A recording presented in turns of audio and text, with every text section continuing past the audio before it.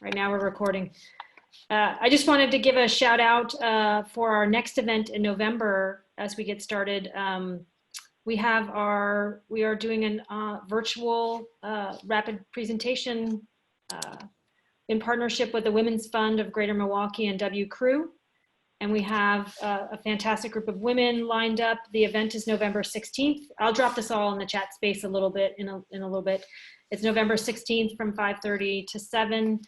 And I'll drop in our speakers for that event as well. So mark your calendars. The theme is pivot. I think we're all doing a lot of that these days.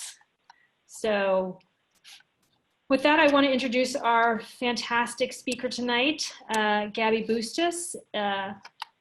And Gabby, just a little bit of background. Gabby is both a colleague of mine at SARUP, and I'm just so excited to have her join our team there in terms of her teaching and energy and thinking. She's just been a great addition to the school. So I just wanted to say that, give you some kudos here. And then I'll read your bio. Gabby embraces her competencies as a bilingual Venezuelan architect and artist living in Milwaukee since 2011. Gabby's degrees with honors include a bachelor's degree in architecture with a summa cum laude award, an honorable and publishing mention in a master's of informatics in architecture, and an honorable and publishing mention doctorate in architecture at the University of Zulia, Venezuela. Gabby's emphasis and passion centers on digital technology through extended reality. She embraced her education and shared her knowledge as a professor and a researcher at the University of Zulia from 1999 to 2015. Her emphasis in her research focuses on the implementation of virtual reality during the process of architectural design and studio teaching. She led, designed, and implemented digital programs of virtual reality at the School of Architecture. She served as the director of the Master of Informatics and Architecture program, coordinator and chair of digital art at the Contemporary Art Museum in Venezuela from 2008 to 2011. And she was the director of interactive architecture in the digital design program and virtual reality and interactivity mention at FAD from 2009 to 2011. Her awards include the honor of Best Research at the Ibero-American Society of Digital Graphics in 2002. She was elected to by vote to be a part of the International Executive Committee of that group and was the coordinator of communications for that group as well. Gabby's achievements are recognized with numerous awards, one of which was second place in research nationwide productivity in Venezuela, the Program of Stimulus to Innovation and Investigation Level C Award. Gabby continues to share her knowledge as she teaches art for Catholic schools in Milwaukee since 2015. Gabby has left her imprint in research by discovering the implications of design, teaching, learning process concretely in architecture and interior design with the use of digital technology through VR and interactive multi-user living worlds in architecture design studios. Gabby continues researching to generate architectural design assisted with XR as a studio professor at SARUP, yay, since 2018. Gabby founded the first VR elective at SARUP and Pluris XR mentoring and consulting team. Gabby directed the virtual version of Solar Shrine project by Antoine Lee in Burning Man 2020, as well as a virtual campus of SARUP 2020, which we were excited to launch last week. So with that, I would like to welcome Gabby and welcome everybody for joining us today. Thank you very much, Mo. I am very excited. It is my honor and it's a great opportunity to me to be part of SARUP and having this space to share my passion about the use of digital technology in creative process. So I am going to share my screen. Here it is.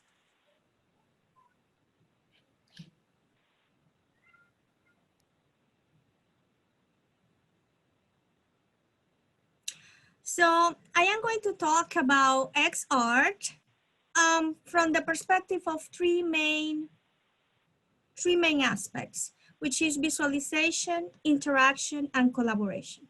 In my mind, those are the main axes that leads us to empower architecture, art, and design with XArt. And then I will give you a panorama, a big picture of what is happening right now and what is coming from us in this area. So before starting to talk about this, I just want to review some concepts, just to have a general understanding of what this means and how can we use it. So the first question is, what is virtual reality? And I want to point that virtual reality is an artificial environment created by computers that allows us to visualize or recreate something that doesn't exist yet.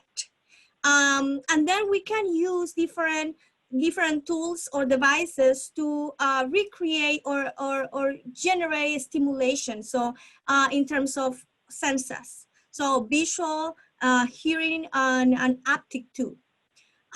Now, this is VR, right?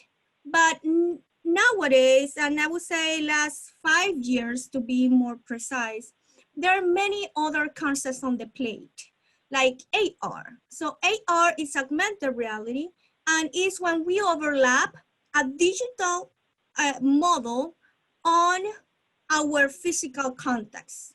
And we visualize these elements or these models by using devices like tablets or cell phones. There's another acronym that englobe also, this is a very famous ARCI 5.0 app that explain and implement augmented reality. So here you can literally visualize the model in the physical environment. This is what IKEA does, for example, or what many construction companies use to recreate the design on the place, on the site, or to connect the designs with construction documents, for example. Now, there's another concept that is MR, which is mixed reality, that blends, literally blends the virtual reality and the tectonic reality. So in that moment, we lose track of what is real and what is digital. And in this concept, we use many type of resources like haptic glasses or VR headsets or augmented reality. So, and all those elements are within our physical environment. Now, XArt is all of those concepts together. So extended reality is like the umbrella that contain augmented reality, virtual reality, mixed reality, 360, and all many type of immersive technologies. Now, nowadays there are happening many things in terms of XR. And I select this sample because I find this fascinating. Is the recreation of the Ara at Rome. And it is a very complete example of how XR is working.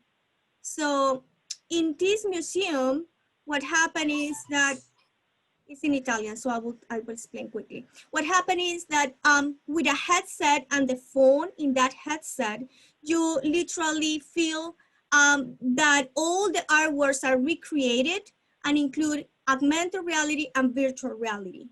During the time that you are visualizing those artworks, you can also hear what the explanation of what is this artwork about. Now that we have a better picture of what is XR, how this can empower architecture, art, and design. And this is what I think. So I think that XR have at least 4 basic layers that help us in terms of communication, in terms of design itself, and in terms of selling the ideas.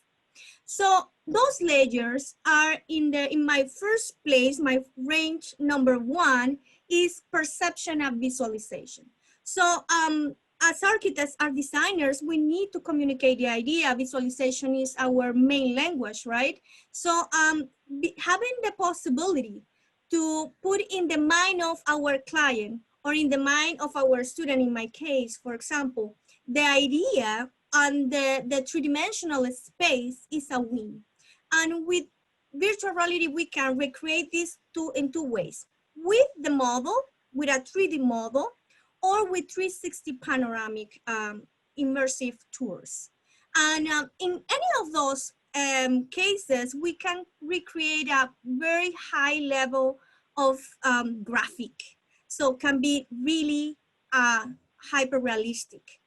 And then with the visualization, we start studying all the levels of perception, how we understand the three-dimensional of the space. How can we understand an idea with all the elements of void and solids and massive and plane and the line in the design.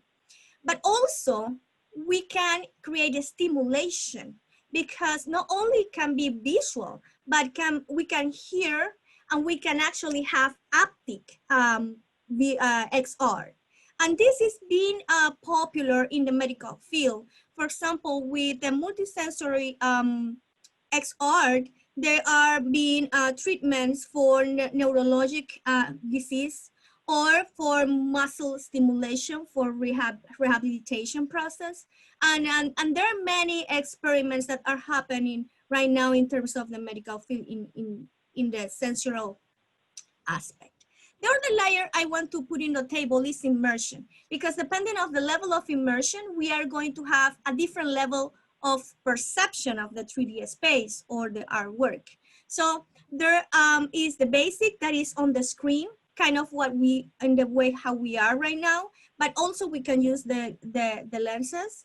The enhance, that is the augmented reality, when we bring the building to our physical reality.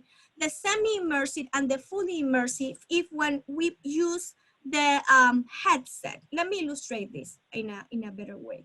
So let's say that the basic is I am on the screen and I can decide to have a stereoscopic view on the screen and then use the VR headset, or just have a 3D exploration or walk on the screen. The enhance, I bring the building to the blueprint I have on my table, and I can literally move my iPad or the my cell phone to explore the building. The semi-immersive, I take my cell phone, I put the cell phone in a headset, and then I can recreate the visualization of the 3D model. And the fully immersive, I want to emphasize the fully immersive because since many years ago, it was almost impossible to achieve. It was only in the main universities labs, because to have a fully immersion VR experience, we have a cave. Now that's not happening. Now we have portable cave, which is the high resolution VR headsets. In many firms of architecture and universities, we are implementing the use of VR headsets with a fully immersive experience. So when we use this typology of headset, we literally feel that we are in the virtual environment, in that digital virtual environment, and we lose track of our reality because the system recognizes our body inside that digital environment. So we can literally walk, we can literally move our body in the same scale of the VR environment. And this is the case, for example, how Hensler, they are using the VR to meet together in a VR environment and design and make decisions of design or illustrate to the client what they are doing. The other pillar of extended reality I want to talk about is the interaction. So the interactivity also gives us another position in terms of perception and in terms of immersion. So the interactivity have multiple possibilities, multiple dimensions. So we can understand interaction like the cause effect between the users, the two users of the 3D virtual model, the flexibility in terms of transforming the virtual environment itself, so I can edit and manipulate the elements of the 3D model. I can edit it in a multi-user environment, which is, I am not solo in this virtual world, but many people is at the same time in the same virtual world in the forms of avatars, and we can use the VR headsets.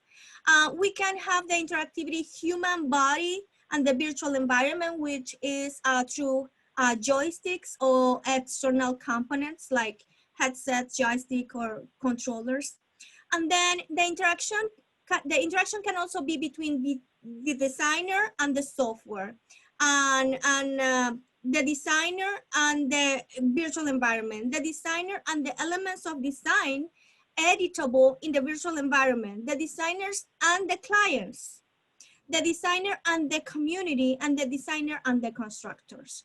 So for example, in 2004, I took 58 students to the other side of Venezuela. I was in the east and west, and I traveled all the way to the west of Venezuela with 58 students to do a community design. And the way how we communicate with that community was kind of a video game where they have the possibility to collaborate with our urban proposal for their community.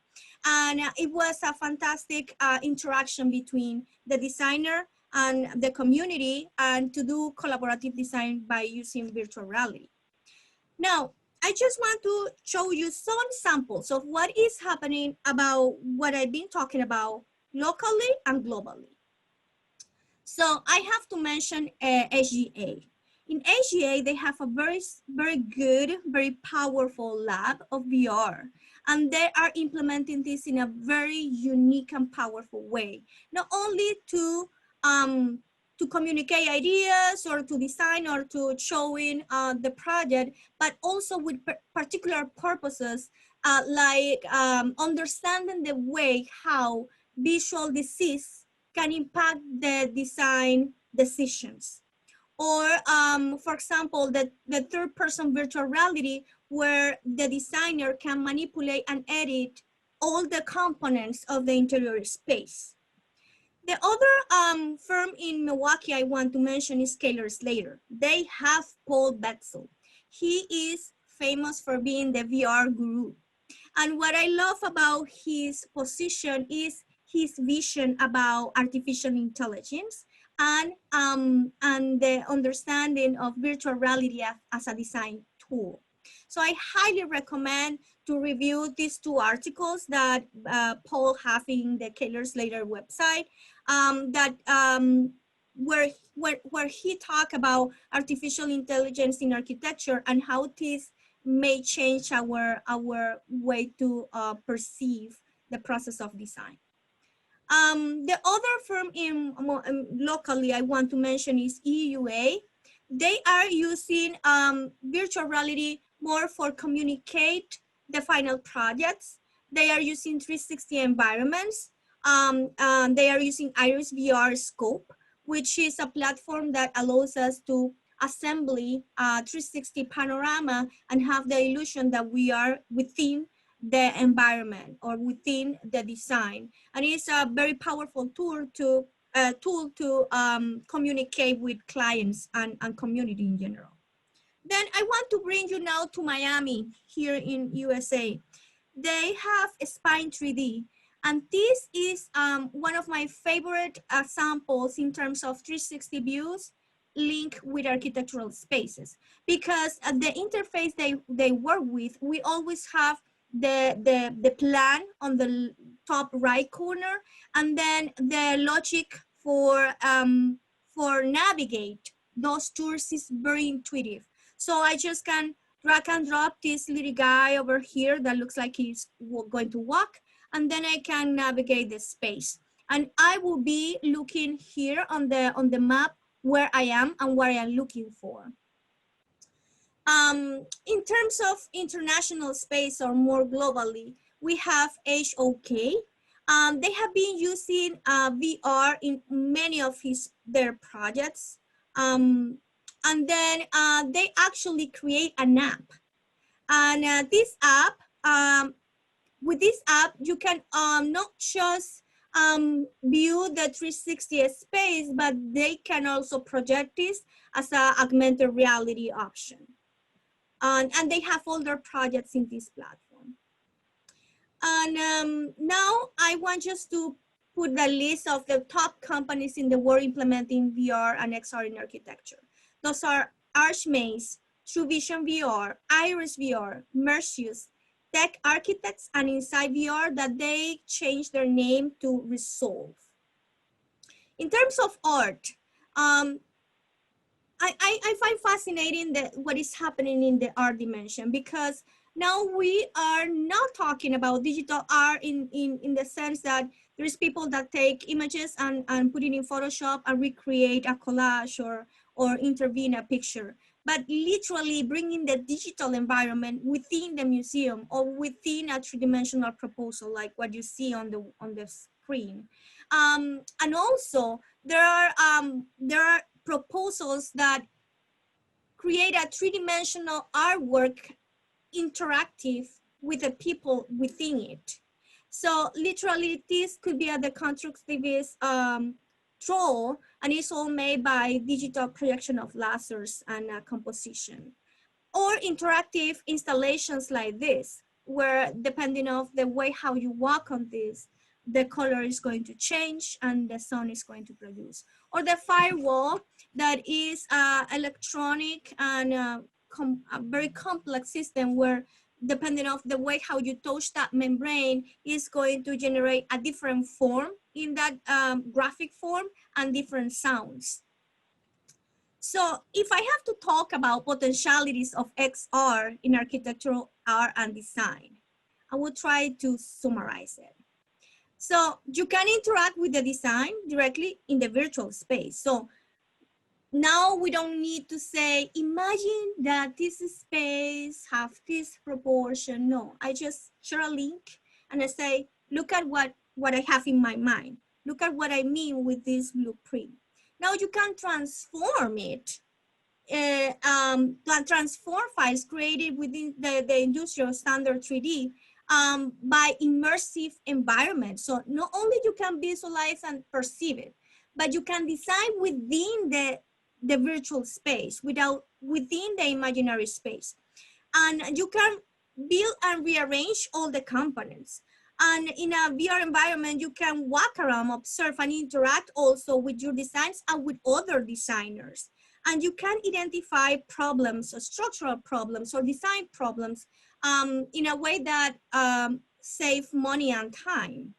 And it is also open immersive in data. It is a fully immersive possibility to learn in the state of education about rounds of revision, replicate real world scenarios. So we can lose the sense of if what we are looking is real or digital, and I will show you some examples. Is empowering the perception and visualization process. We can communicate ideas in real time. We can design from the headset. So we can have our pencils can be the headsets. Our markers can be the headsets. We can have multi-user environments, which means that you have a client in China, another client and then the architect is in Italy, and you are here, and we can meet together in the same project and make decision within the project. We can we are going to win in this age of the design process. We can design smart cities, and we are creating new path of careers. I insist this with my students, like, you need to think that my 13 years old may be your client in 20 years. And the way how he think, the way how the new generations are thinking is totally digital. And we need to be prepared for those new paths or new careers, like chief technology officer, immersive reality modelers, 3D artists, visual simulation designers, active interface designer, data science analysts. I want to also to point the fact of collaborative design. I think that we definitely can empower architecture, art, and design by collaboration, and the possibilities that XR offer us in terms of collaboration is endless. And here I put just some of the options we have right now. But what I want to point is 3 levels of collaboration. So we can collaborate local or remote with, for example, apps that allows you to share your design, and then other person can visualize it and enjoy it and use the VR headset and understand the design. But it's remote and not synchronic. Then you have the option to be remote and synchronic. So both of you can be in the same, in a model, but in different virtual worlds. So it's like duplicating. You will have it in your phone, the other person will have it in their phone, and then we can discuss this together.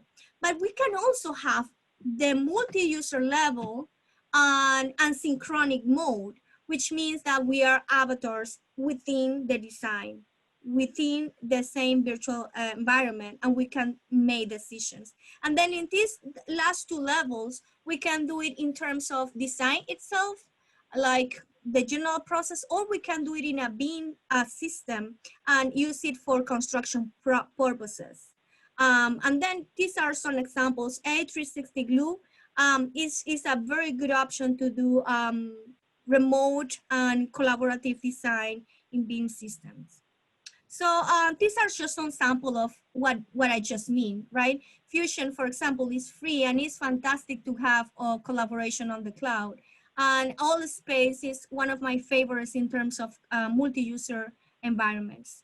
I think that with the VR, the future of collaboration is here. I want just to mention this experience of HoloLens, that they are using and implementing this for mechanical design. And then many engineers are together designing this car and making decisions and talking. You can talk, you can chat, you can manipulate the elements, you can touch it, you can edit it, you can change the scale, you can understand the technical specifications. This is happening. And this is not just happening in mechanical engineer, but in many other dimensions of the world of design. And talking about that, I want to bring to the table Iris VR, which is like our possibility, one of the possibilities, how we can use this strategy in architecture in terms of a scope like 360 or within the 3D model. Inside VR is one of my favorite because it's like if you have the now is resolved, they changed the name. It's like if you have the model of your design in a room, and then each one of the guests are in a way of a headset. Each one have to wear the headset. You can visualize this on the screen too. And then you can pin comments. You can make pictures. You can save all the review as a PDF and have the register or all of the reviews or connections or corrections. And all can be together in the same model. So you can visualize this as if we were in a studio room or within the model itself. And then the present.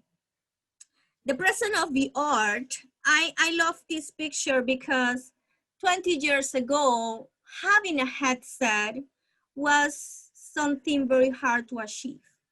Nowadays, you see little girls like this picture using headsets to see cartoons or to see movies or just to interact with video games. So the present in my mind is powerful in terms of the power of getting the access to get this technology. We have different versions that are really affordable. So we have Google Cardboards that could be $5. We have headset phone-based headsets that could be between $20 to $40. We can get kind of a Oculus Quest that is around the $300. Now we have the Oculus Quest 2, which is more powerful. It was released today. And then the HTC Vive, that is what we have in the XR studio at SARUP, and it's one of, in my opinion, the best headsets to have a fully immersion experience. And this is affordable. Now this is not impossible to get. With this type of devices, we can create within the scene, and the platform to program this, to create that workflow is free. So the language is based on open source coding. And then things like Tilbrush are happening. things like old space are happening. Like for example, this artist is literally drawing and painting her creation inside the paint. And then with Teal Brush, we can also recreate the process of design. Especially, I find this useful for the conceptual part of design. And we can bring the model to Teal Brush to Unreal, or we can bring the model from Rhino to Teal Brush to blocks, and have a mix of technology, crossing technology that enrich our process of design and our production and our visualization process. So this is a comparison. So here we have how we can see a space in Revit or SketchUp. Then here we have like a more sophisticated render. And then we have Unity and Unreal. And this that you are about to see is an artificial environment. And the point is that with this type of technology, with this type of possibilities, we can literally recreate a loose track and wonder if this is a picture or a video, or if it's a digital environment. So this is the level where we are. This is the present. So I just want to, I will put those links for those videos on the chat. I just want you to have a big picture of how we can represent this. And the video have been recorded from a person that have the headset on. And this is a VR environment based on the model. You can, did you see that you can turn on and turn off the lights? You can take elements, you can open the water in the kitchen. You can modify the lights. You can open elements, doors, windows. So this is the present.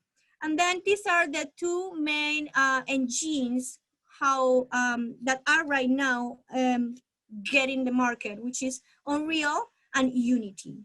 And those are video games engines. But as architects, we are in everywhere, and we are adopting many technologies.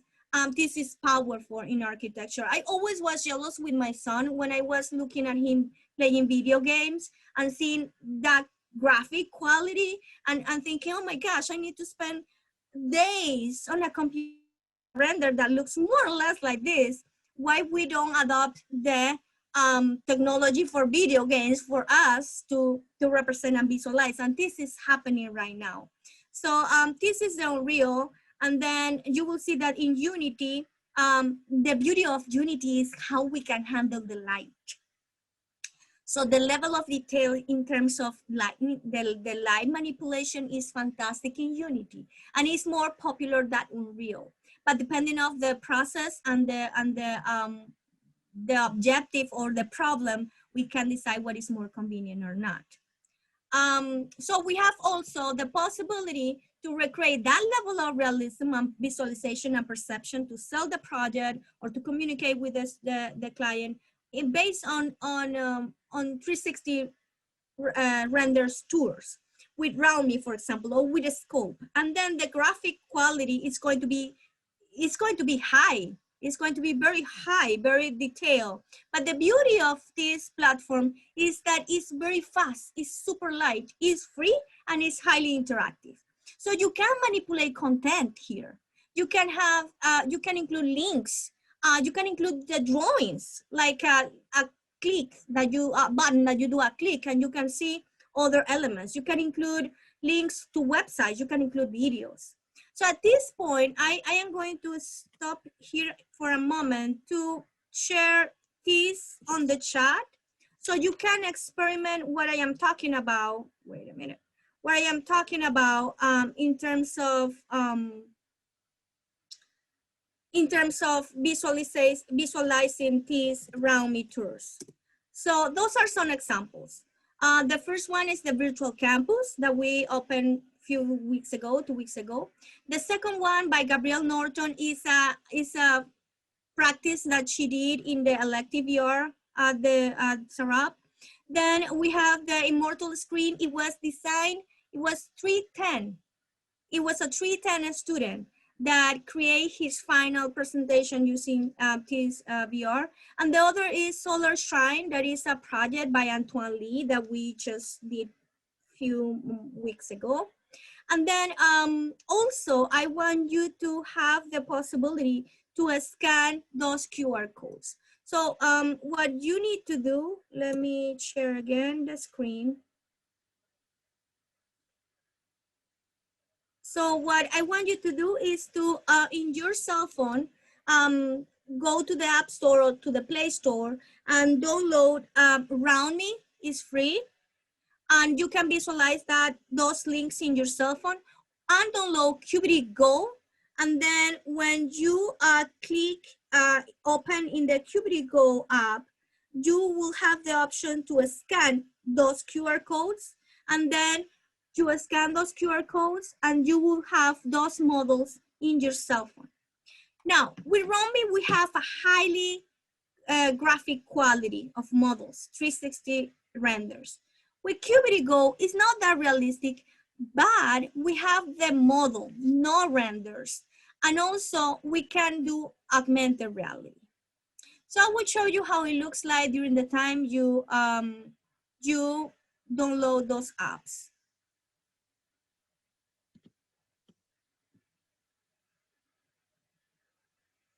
So this is Roundly. And I am going to show Solar Shrine.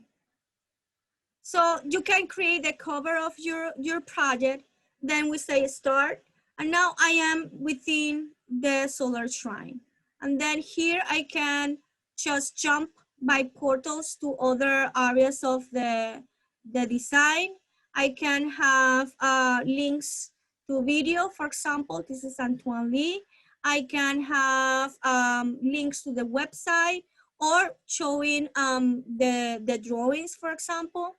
I can have information about the project itself. And I am showing this on my screen, but you can visualize this in your cell phone with the headset. So it will be a semi-immersion mode. You can include pictures. So what I like about the Round Me option is that we can have a high quality of graphics in a very lightweight, and we can visualize this in a semi-immersive mode. Now, Qubity, the Qubity models, that's a 3D model. That's actually the 3D model. What we were looking at before are renders like this. This is a render from the SARUPVirtual Campus. And looks like real, but this like a paper around a sphere. Now with Qubity Go, what we have is the model, and we can literally navigate and have also the VR mode activated. And so the first thing that is going to give me is the QR code. And then once you download this in your cell phone, you can scan it and you can enjoy this with me. So I point these different levels of architectural process of design. Like for example, in Romy, I was showing a highly quality of materials and details. In Qubity Go, is taking a while. This model is for Preston Pape, and it was more for study and making these decisions of design. Let me refresh this, and then the beauty of this is that I can just visualize what I need to see depending on the tool. And yes, I can have photorealism using Qubity. And I also can say, okay, I want this in augmented reality, and you can set it on your space. So I am going to for example, if I click here in augmented reality and you scan this QR code, the cell phone is going to lead you directly to the augmented reality version. I am going to share my cell phone screen to show you how this looks like.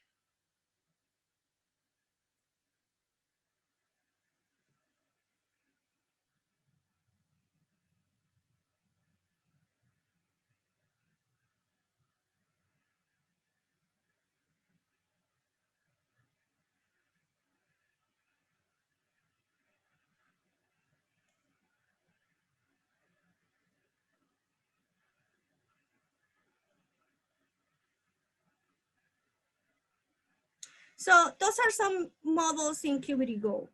I am going to open the Preston Pape file. So in Qt Go, this is in my phone, right? So here I can just decide to share, to screen mirroring, or to create an augmented reality or virtual reality. If I say virtual reality, then I will have to put the cell phone in this way and set it in my headset. For now, I am going to show this in augmented reality. So what I want to do is to put that model in my computer. So here's the model of Preston. And now I can literally visualize this. I can change the size. I can augment this in a way I can navigate the design. I can recreate the context. I can understand the perception. And this is very useful in terms of construction or in terms of the client to visualize the design. So this is just a little bite about how augmented reality works in Qt Go.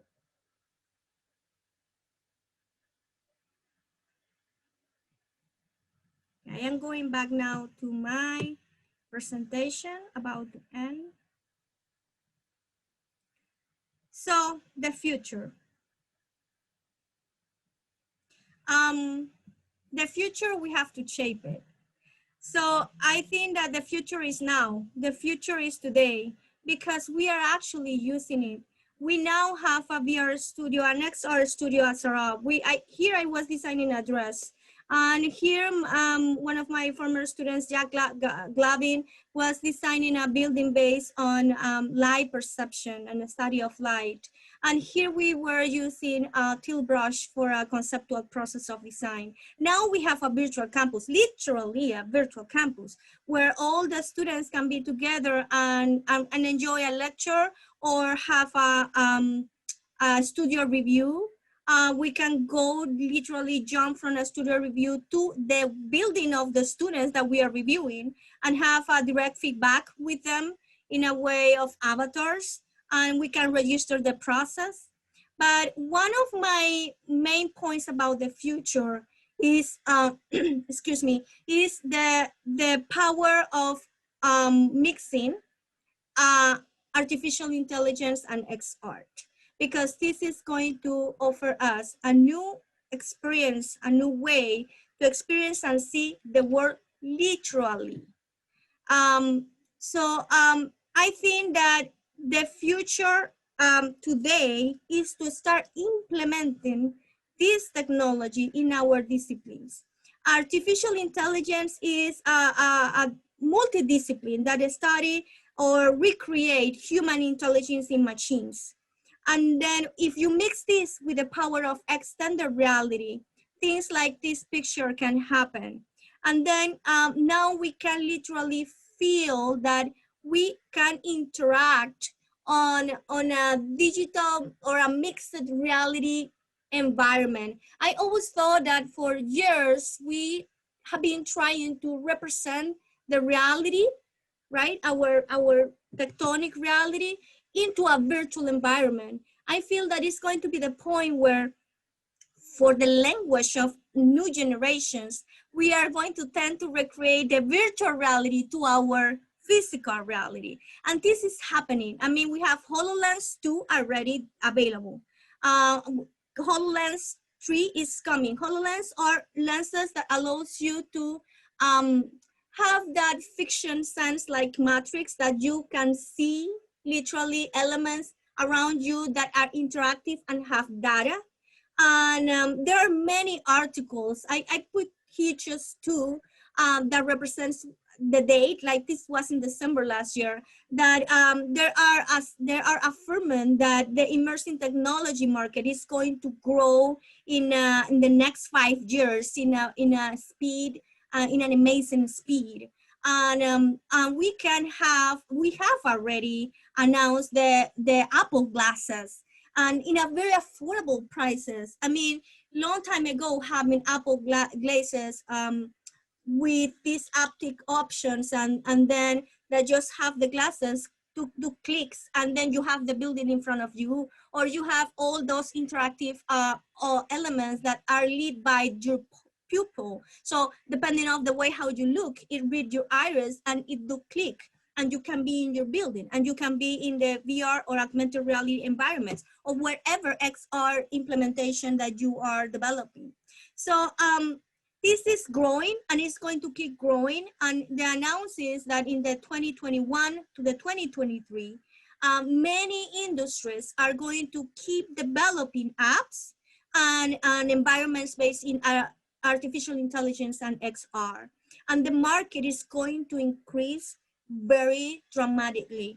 And as architects and designers, we need to be ready for that. We need to educate ourselves. We need to educate our students and our co-workers to face the speed of this development. And this is another article I just put that it calls my attention, because it says YBR will be 2020's buzzword, and this was before COVID. Imagine that, this was before COVID, and then it is happening. It is happening, it's becoming more popular, and it's becoming a need. It's becoming a popular language between students, between new generations. And then this article also affirmed that over the following 12 months, extended reality will become more popular in social media, will become a style of life in social media. In 1999, when the first multi-user environment happens, that was Second Life, that was a big deal. And there it was a social implication of people that literally were living a parallel life. So they were working in a virtual environment. They jumped from the bed to the headsets. That was the job. And they were producing money by selling virtual elements. And if you see this in black and white, that's happening right now. I admit many times I jump from my bed to the computer, and that's my job. And this is going to become more normal from the next 5 years. And I wanted to bring some concrete example of a firm of architects and the way how they are facing this, not only in the sense of visualization or a tool of communication, but as an element of design, and how the aesthetic is changing, and the aesthetic is having a different concept, different perspective, not just using algorithmic design or parametric design, but during the process of visualization, communication, and interaction with within the form study and the design study. And then to conclude, I think that we need to be ready. We need to be prepared for the third generation of architects, artists, and designers. And I take this this concept of third generations in the sense that, and Javier Echeverria, a philosopher from Spain, he says that the digital generations that start happening from the 1999, from the 90s, we were thinking differently, and we are perceiving the space differently, and we perceive the life differently. And birth like elastic architecture, transformable, interaction, enhance experience, designing the architecture as a profession, as an experience, as the way how you can interact or transform the buildings, how the building is reusable, how it's based on events, how can you have a hospital that hotel that can be transformed in a hospital, and how this is informal, how this is portable, how is versatile, how the body activate the architectural design. Those are concepts that are being rolling since last 20 years. And with the third environment, in the sense of philosophic position and the digital era, we can empower our process on design, and we will be able to respond to the demands of this third generation by implementing artificial intelligence and XR. So just to put in your mind, we are going to start preparing. We are preparing our students in 2018 with the VR elective. Those are potentially your future employees, and they will be educated in this. And I want to extend this invitation to overall community to have the option to learn about this process, how to use it, what to use to for what purpose, because depending of the problem, depending of the level of perception or visualization that we need to solve, depending of with who we want to communicate, depending of the moment of design, we have a map of tools, a different tools. So those workshops are happening in SARUP in November, starting on November 14. It's going to happen on Saturdays, and we are going to have an intensive workshop of 5 Saturdays that goes from 4 basic ways to communicate ideas using models and 360 renders, and until the last level of collaborative design. Thank you. Thanks, Gabby. That was fantastic. I seem to be in the dark here. But I'm going to clap for everybody. Thank you. And I would definitely encourage people to turn on their screens if they are able to and join us for a conversation. Because we have some time here, we can take questions in the chat space, or we can also just raise our hands as well. And I'm happy to call on people to ask questions.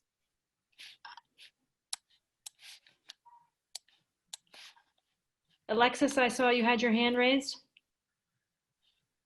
So I was wondering if it's easy to bring like a 3D model that you make from like Revit or Rhino directly into like the programs you were talking about. Like, is it an easy step, or does it add more like frustration into your life? Well, depending on the optic and depending on the tool you want to use to communicate, but with Enscape is as simple as press a button. So Enscape is free for students. You can install the app. It's like an add-in that works with Rhino, with SketchUp, and with Revit. And then just clicking in play, you will visualize your model in a VR mode, and you can export this as standalone, and you can share this with your professors, for example. The thing is that to have a high quality representation, you have to work on mapping, you have to work on texture. So this is an Enscape picture. This is just a screenshot of the Enscape model. It's not even a render, it's a picture from the Enscape model. But then you have to work in the light part. Like if you were going to do a render, but you are rendering in real time, walking through the model. And it's just pressing the play button in Enscape, for example. And then from Enscape, you can also create the 360 renders. And using RoundMe is so easy. It's absurd. It's totally ridiculous. The easy that is the process to use RoundMe. And I am very pragmatic. I don't like to spend like days modeling, or also to have to be something intuitive that your clients, your professors can use and visualize it, and period, without needing a master degree to implement this. So those tools like Enscape, Qubity, Augment, RoundMe, Fusion are super easy ways to use. Unity and Unreal, that's another league. That's where we need to code a little bit. The interface of Unity is intimidating, but it's not that difficult. So if you know how to map in Revit, if you know how to include textures in Revit or any other 3D Studio Max, you will be able to handle Unity or Unreal. But the process is a little bit more intense.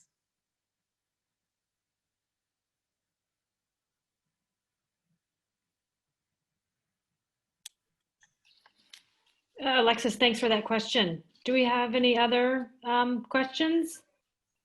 I hope people are excited by this new, it's not even new technology anymore, but I think, Gabby, you've shown us quite a lot of ways to leverage the technology and the experiences across lots of different platforms. And yeah, Barbara? I'm looking at these addresses in the chat that you shared with us, and I'm wondering, are those QR codes that we can link to? I'm sorry if I. No, I can share again the QR codes. Those are two different apps. The links that you see in the chat, you can just click on those links and you will visualize this in the Internet Explorer. And if you download the RoundMe app in your cell phone, you can also visualize this in your cell phone. So RoundMe is a platform to visualize virtual tours based on 360. And Qubity Go is a different app. Okay, so is there a way that you could send us these so that I can show them to people tomorrow? Yes. That would be great. Let me copy those pictures on the chat. I think I can do that. We have the technology. I can copy this as a file, maybe. Yeah, I think I can do it as a file. Let me try.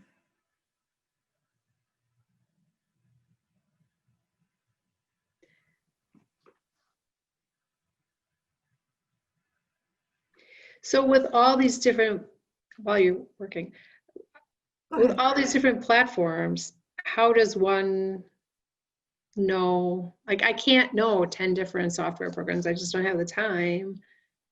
How do you know which one's going to endure and be sort of the Autodesk version that'll stick around for a few years? Or is it just not something we need to attach ourselves to and just be able to be fluid between all these different platforms? There is always going to be a new app to learn, and I think that what I recommend is to keep in mind Enscape. That is still, I mean, it's very simple to use, and is a plugin that you can use in any of those modelers. And then one 360 environment to assembly the panoramas could be a scope with Iris VR or could be RoundMe. Those two, for sure, I will keep it in mind, and those are very simple to use.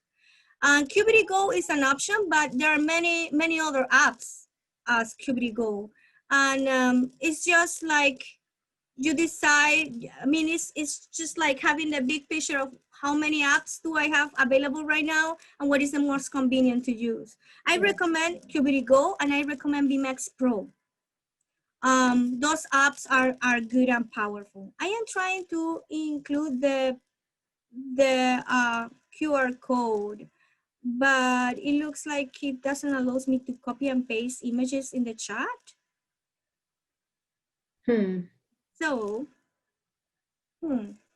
I just made you the host. Maybe you can try again. let me see. I don't think images are allowed. I think just links are. Yeah, or pictures. Let me do something. I am going to save this slide as a PDF.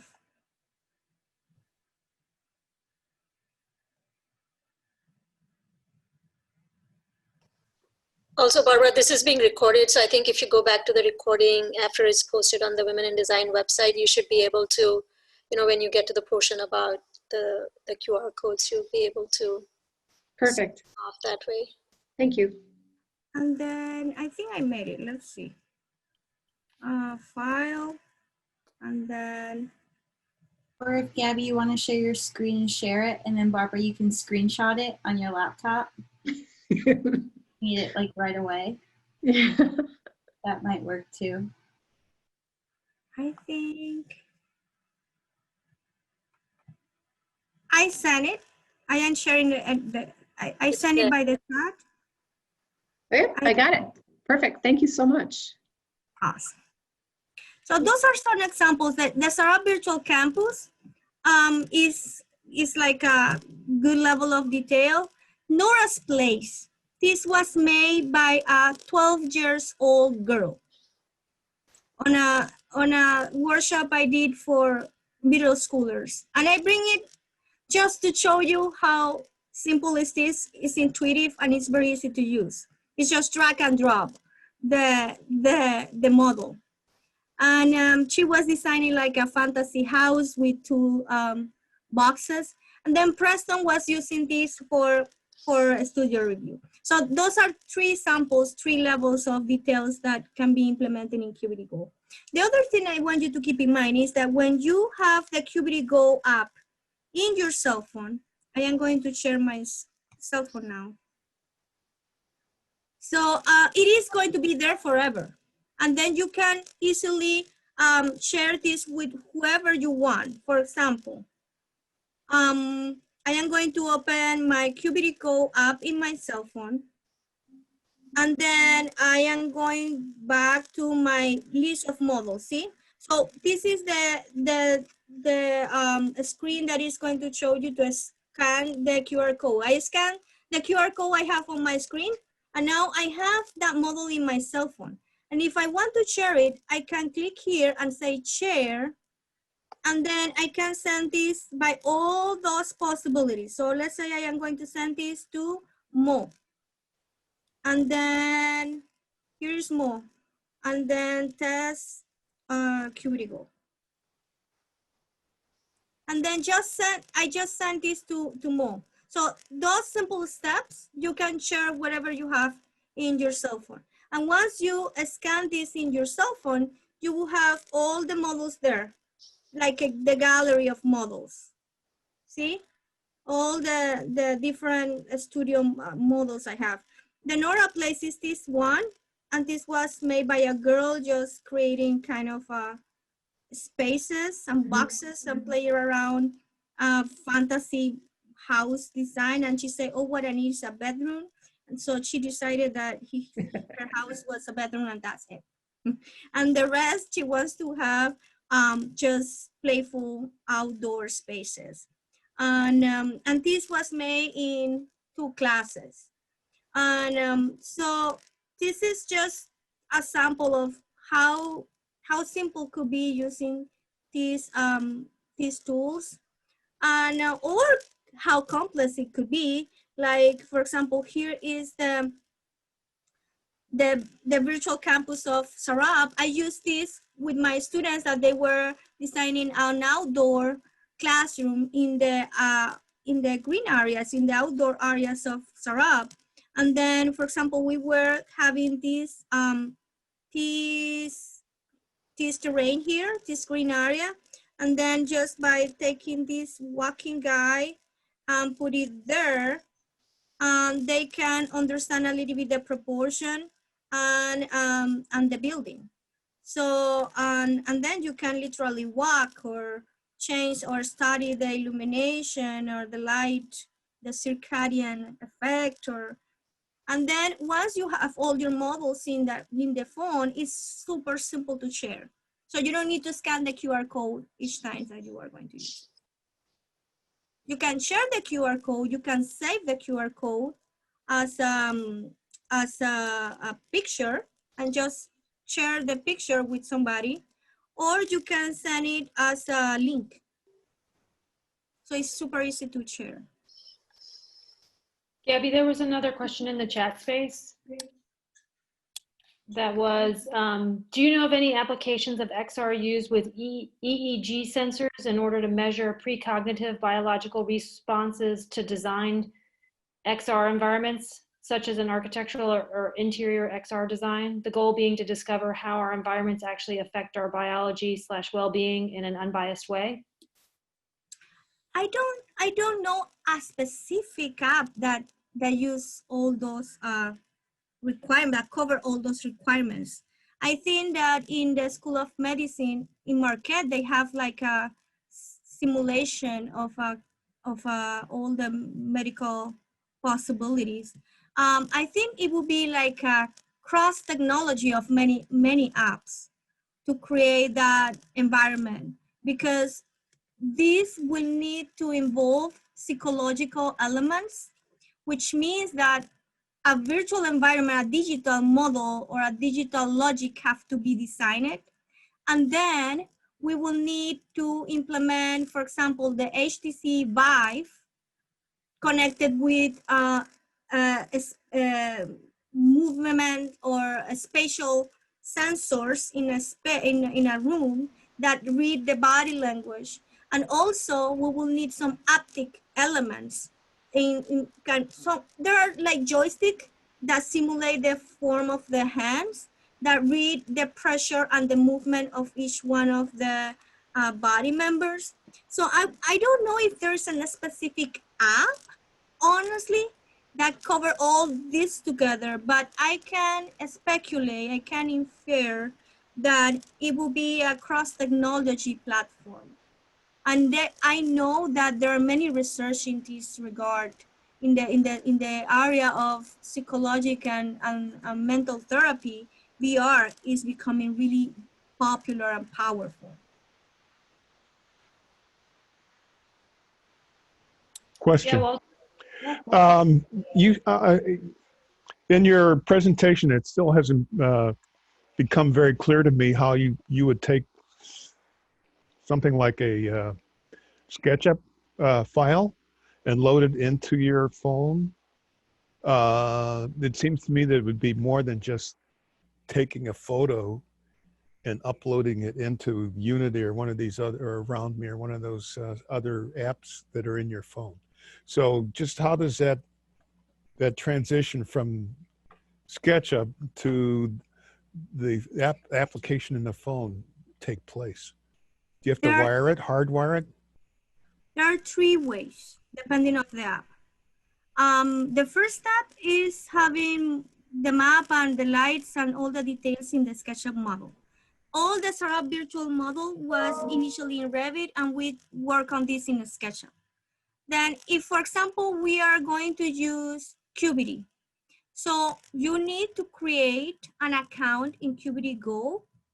And then once you create that account, it's free for 7 days, I think. And then you have to pay $20 if you're a student or educator. And then all what you need is to drag and drop the model in the Qubity web-based app. And then once it's there, it creates the model automatically. And because you pair your phone with the Qubity, then you will be able to visualize the models in your phone. That's with Qubity, for example. So there is a workflow depending on the app. If the case were Around Me, then there is another process. You will need to create the 360 panoramas in whatever platform you prefer. Could be a SketchUp, could be 3ds Max. In any platform, any modeler, we can create the 360 panoramas. And then we have to create an account in the Around Me web-based app, and then start building the tour. And there's a process to build the tour. We need to upload the 360, and we need to assemble or the sequence of the tour. What I do for creating the tours, the 360, is I play the model in Enscape, and I capture the 360 panoramas from Enscape. So the quality is really high and is fast. Because if we try to capture a 360 render in 3D Studio Max with Corona, which is also a very good rendering engine, it's going to take more time, and we need to care about many of the details. We can take 360 renders from V-Ray or from Lumion. And then Around Me, what does is administrate those 360 and put it in a platform that allows us to visualize this in a stereoscopic view in the cell phone. But it's not something complex. In the workshop program, I dedicate 1 day to explain how to do this workflow in Qubity and how to do this workflow in Around Me. So it's not something that we need a semester to learn. It's relatively simple. And Realme is free. Qubity Go is not. But for the price, I think it deserves, because it's a very good tool to share the 3D model in a very portable way, fast, and include the augmented reality mode. There's another app totally free that is Augment, and but it's only for visualizing augmented reality.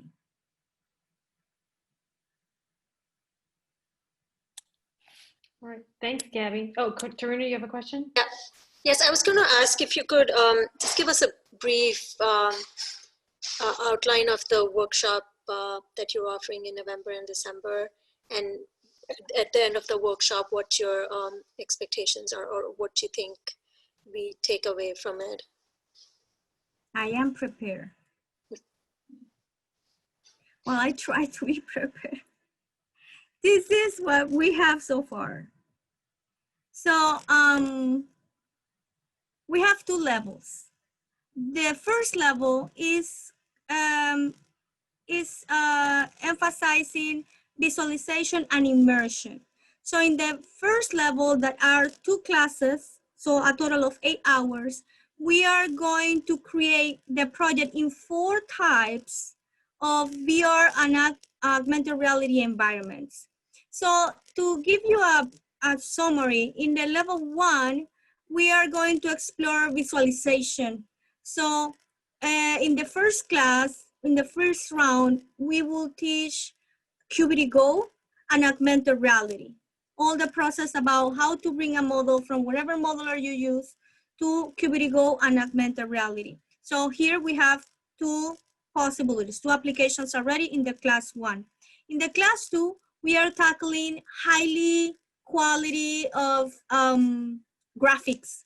So let me make the difference. With Qubity Go, we have the model and we can manipulate and use this for design purposes. We sacrifice, in my opinion, Qubity Go doesn't offer a very super graphic quality, but you have the model and it's portable and you can do augmented reality. That's what we would augment. It's useful for communicate ideas and process of design quickly. To get a high level of graphics in terms of visualization for realism, Enscape and Realme are the best in my mind, that are easy to use. Of course, we can have a ridiculous level of realism using Unreal and Unity, but the process is painful, like Alexis was saying. So we don't want that, and that's what I use a lot, Enscape and Realme. So in the class 2, we will be tackling Enscape and Realme VR environments. And so we will produce a virtual tour like this. For example, this is the SARUP, this is our gallery, this is just an apartment, this is a project from a student in the 420 project. It's a spa, this is another 420 student project. And then in the level 2, which is 3 classes, so 3 Saturdays, which is 12 hours. Is going to be December 5th to the 19th. Then here we are going to work with collaborative environments. So in this level, we are going to explore what are the most popular and easy way to create collaboration. I have to say that I love Fusion. That is the Fusion or A360. That is the free cloud that Autodesk offer. It's just if you have a Autodesk account, you can use it.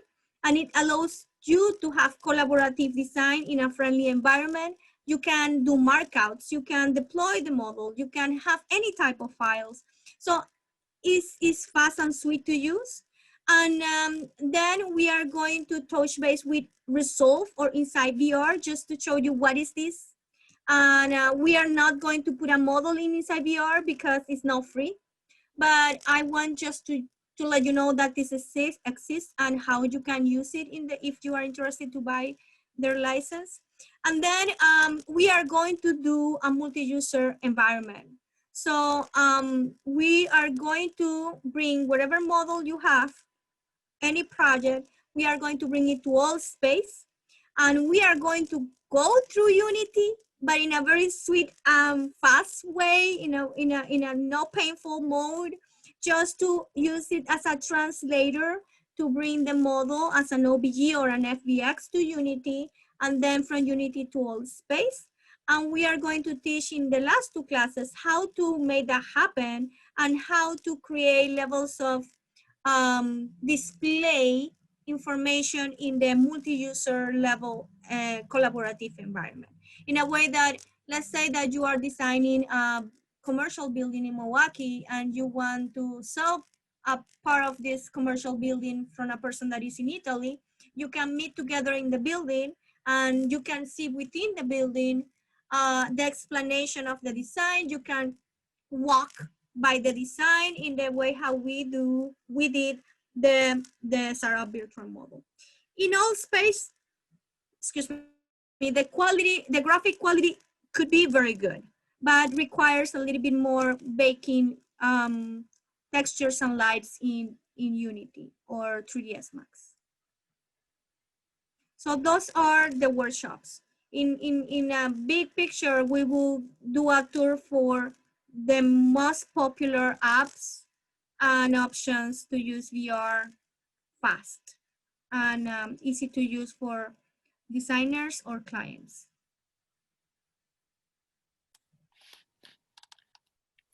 Thanks, Gabby.